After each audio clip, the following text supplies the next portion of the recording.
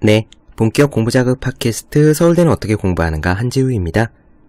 책의 역사에 대해서 마지막 편, 오늘 마감할 수 있을 것 같네요. 지난 시간에 이어서 계속 말씀드려 보죠. 인쇄기술의 발달, 그리고 제지기술의 발달, 또 출판업자의 등장, 이런 여러 가지 요소로 인해서 19세기 책들이 쏟아지기 시작했습니다. 책이 쏟아지자 당연히 책방이 늘어났어요. 이번 편에서 말씀드릴 내용은 책방의 부흥, 그리고 도서관의 부흥 두 가지 짚어드린 다음에 이어서 책의 현재와 미래에 대한 이야기, 요렇게 이번 편에서 나눠드리도록 해보겠습니다. 그러면은 서점의 부흥 이야기부터 시작해볼게요.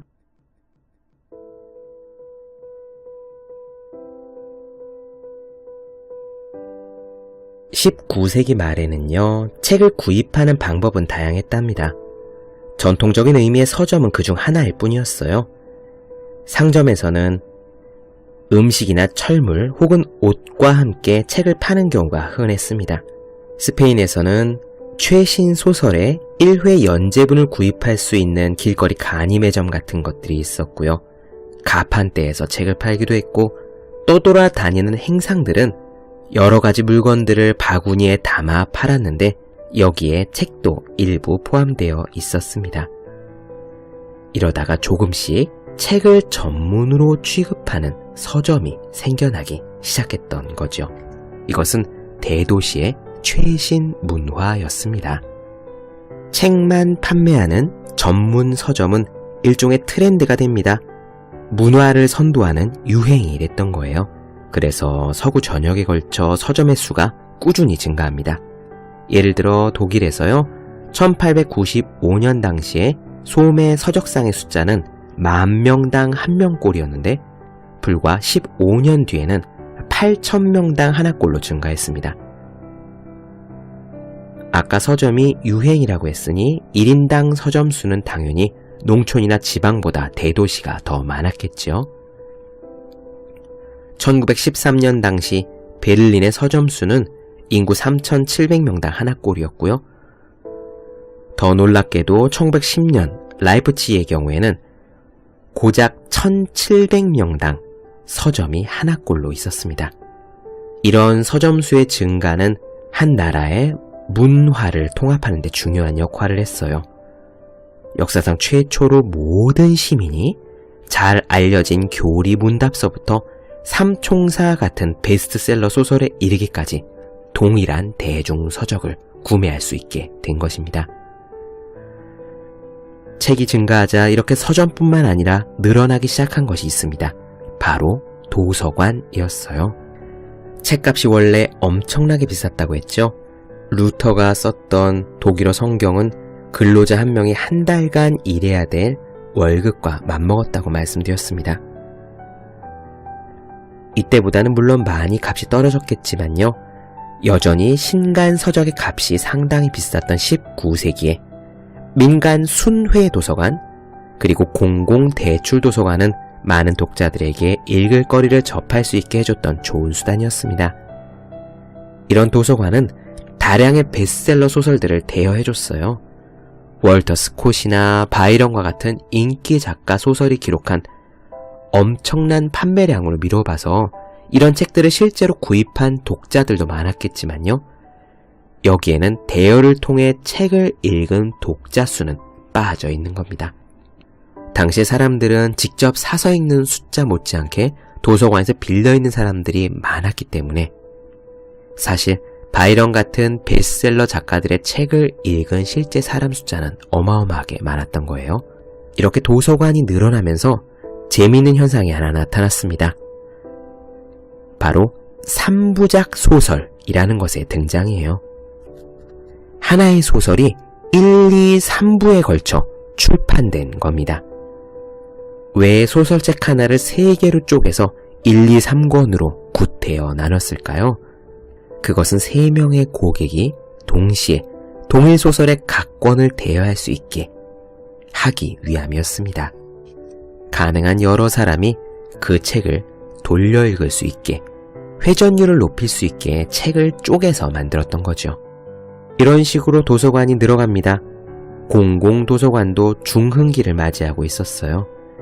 도서관 개혁가들이 나타나 운영을 맡기 전에 원래 공공도서관은 주로 고대의 희귀본을 보존하기 위한 목적으로 학자나 박식한 일반 독자만을 받아들였답니다. 무척 불친절했나봐요. 운영시간도 일주일에 몇 시간이 고작이었습니다. 하지만 19세기에 문해율이 증가하고 일부 국가에서 투표권이 확대되면서 권력자들은 보통의 서민들이 어떤 책을 읽는가가 곧 공공의 이익과 밀접하게 연관되어 있다는 사실을 깨달았습니다.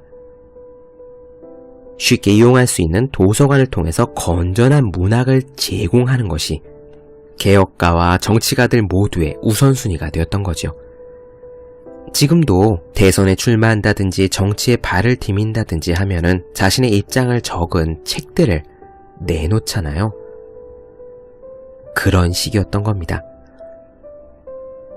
어떤 종류의 책을 사람들에게 읽히느냐에 따라 그 사람들의 생각을 좌지우지할 수 있다는 사실을 위정자들이 깨달았던 거고, 그를 위해 책을 유통시키는 루트로서 공공도서관에 주목하게 된 것입니다. 이런 여러 가지 이유들로 도서관이 증가하기 시작합니다. 영국 북부의 도시 리즈가 한 예인데요. 무려 1902년 당시의 리즈에는 한 도시에 14개의 지역 도서관이 있었고요. 도서관 이용자 수가 무려 50만 명에 달했답니다. 미국의 도서관 잠깐 볼까요? 미국에서는 민간 독지 활동가들이 도서관을 짓는 데 자금을 댔어요. 저 유명한 앤드류 카네기 있죠. 가난한 스코틀랜드 이민자였지만 후에 철강업을 통해서 백만장자가 된 카네기. 카네기는 약 1600개에 이르는 공공도서관을 건립하는 데 필요한 자금을 제공했습니다. 물론 그는 도서관 건립에 필요한 모든 돈을 다 댄 것은 아니고요. 지역 당국도 나름대로 노력을 해야 자신이 큰 성공을 거두기 위해 의지력을 발휘한 것처럼 그 동네 사람들도 의지력을 보여야 이 도서관이 성공할 수 있다고 믿었대요. 어쨌든 이런 카네기의 노력으로 도서관들이 지어집니다. 카네기 도서관의 대다수는요, 그리스 신전처럼 고전주의 양식으로 지어졌대요. 기둥이 아주 멋지게 서 있었던 겁니다.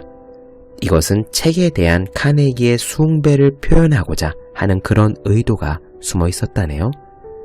재미있는 것은 이렇게 우아한 도서관의 외관과는 아무 상관없이 지역 주민들은 자신들이 사는 곳 근처에 공공도서관이 들어온다는 사실을 반기지 않았답니다.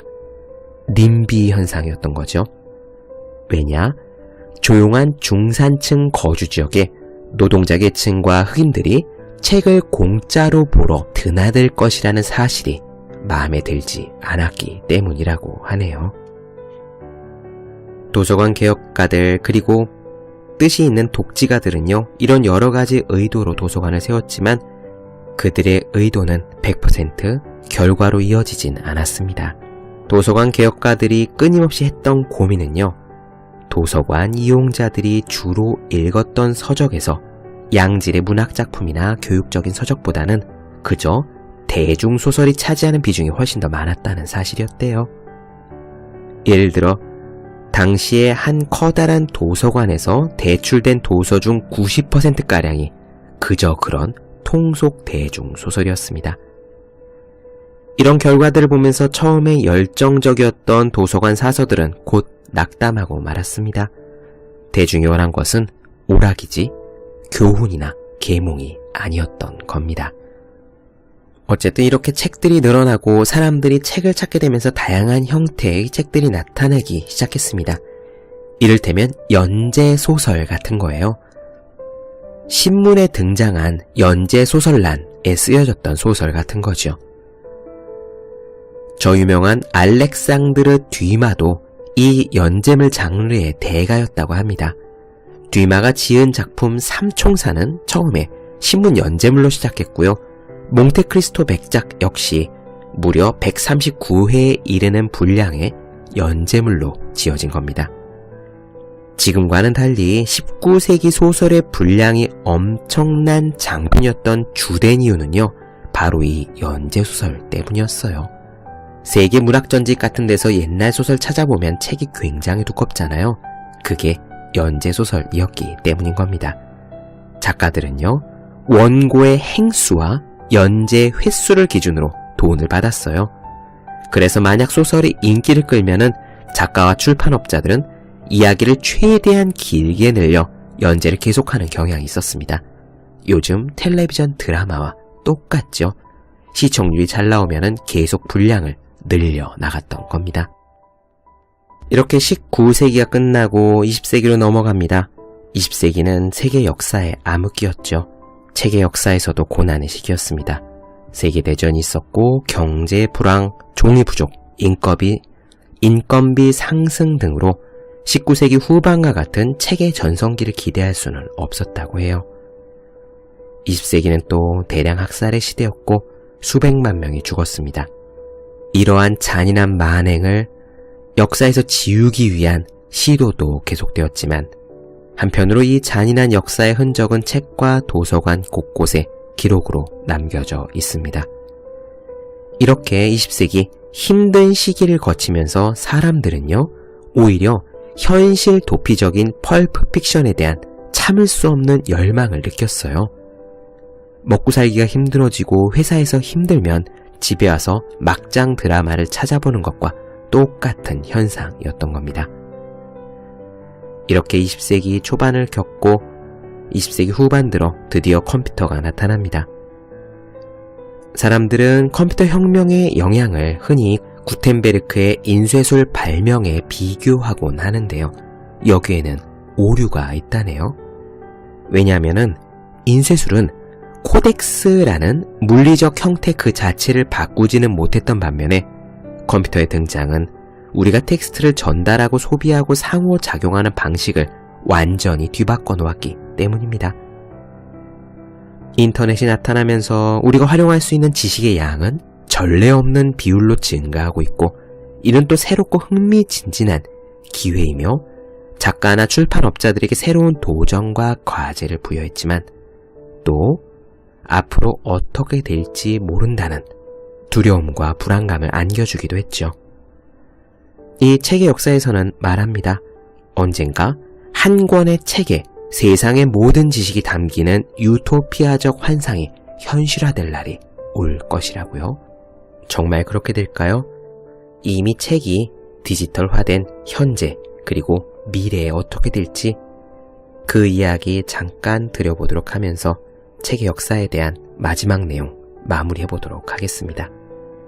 계속 이어가 보죠.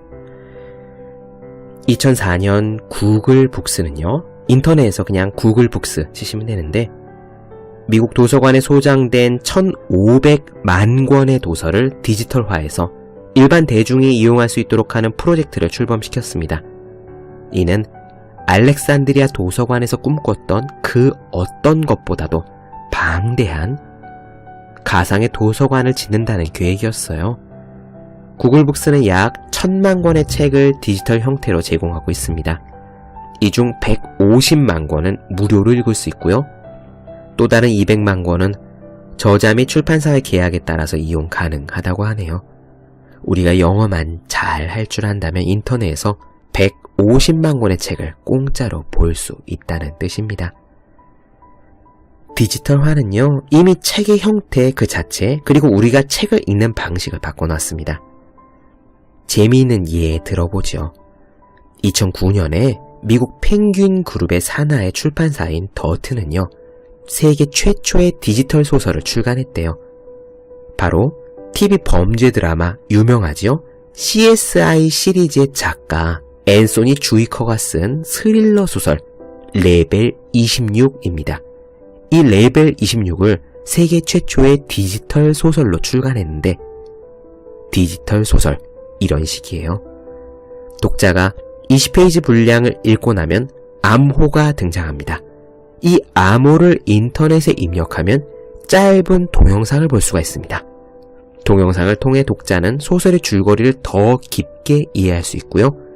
이 동영상을 보고 난 후에 다시 종이책에 쓰인 내용으로 돌아옵니다.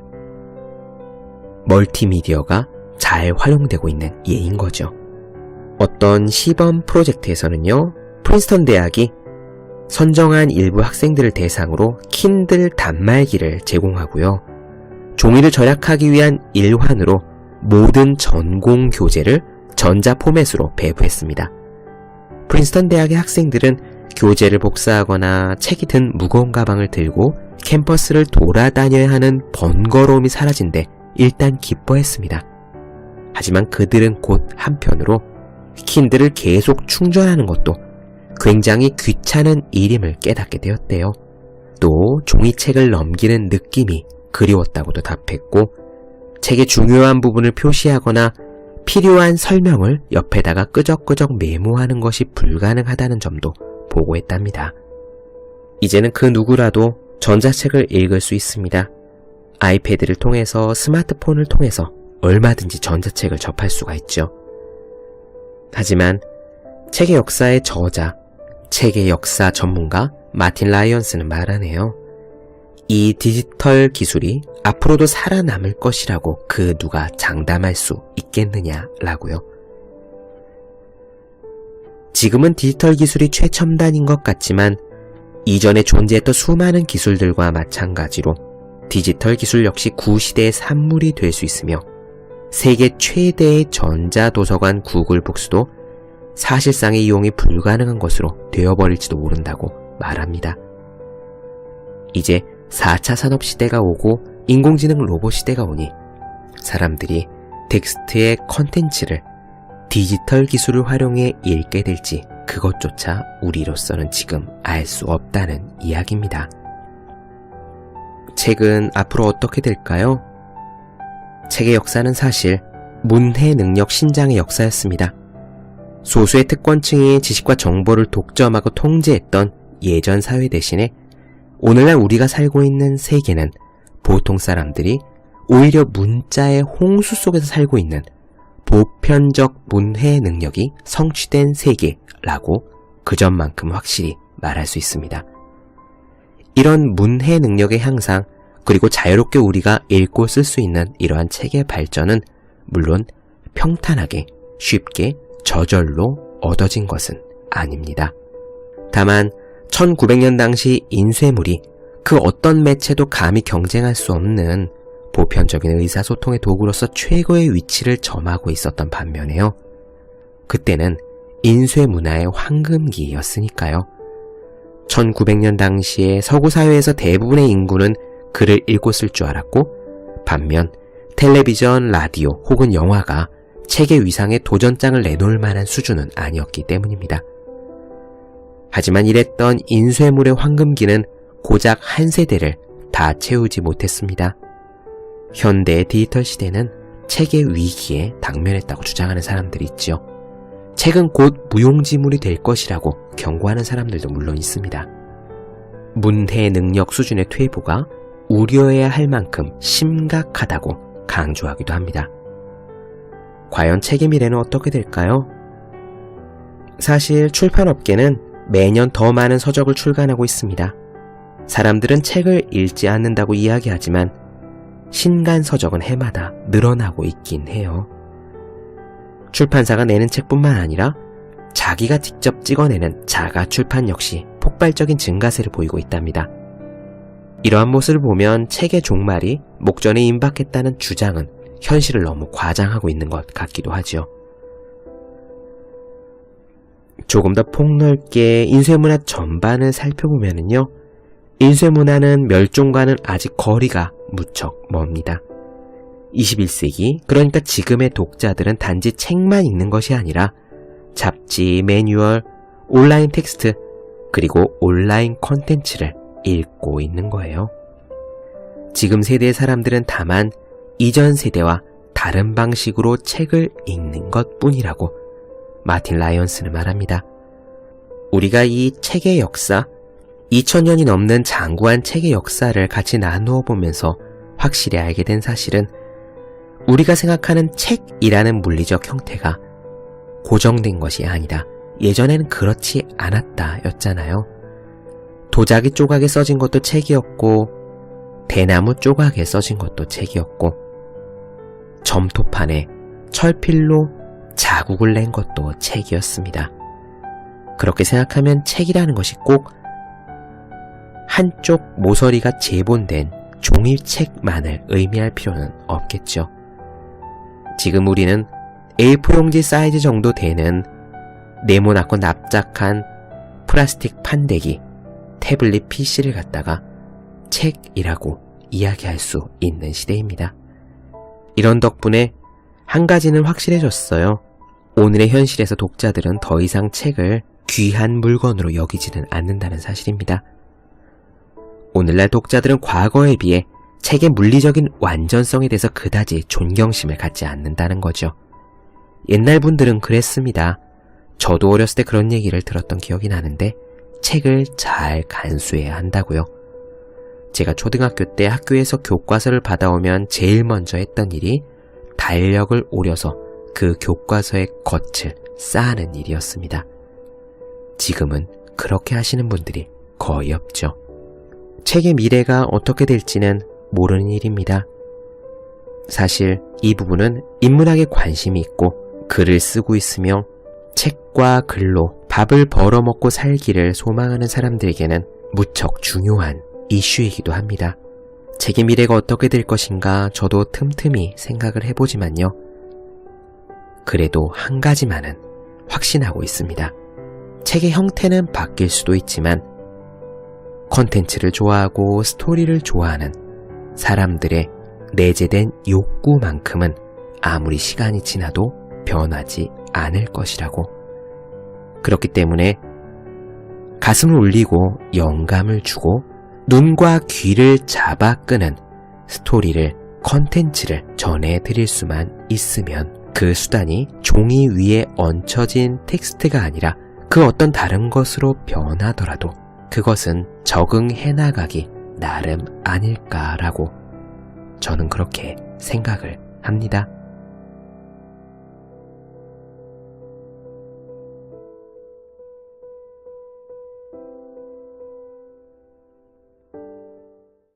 네, 본격 공부자극 팟캐스트 서울대는 어떻게 공부하는가?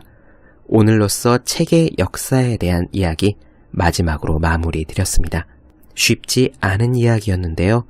그래도 꾸준히 따라서 들어주신 분들이 수천 명 계시다는 것 잘 알고 있습니다. 저 역시 책의 역사 부분을 준비하는 것이, 그리고 방송하는 것이 예전에 다른 부분들에 비해서 쉬운 편은 아니었지만요.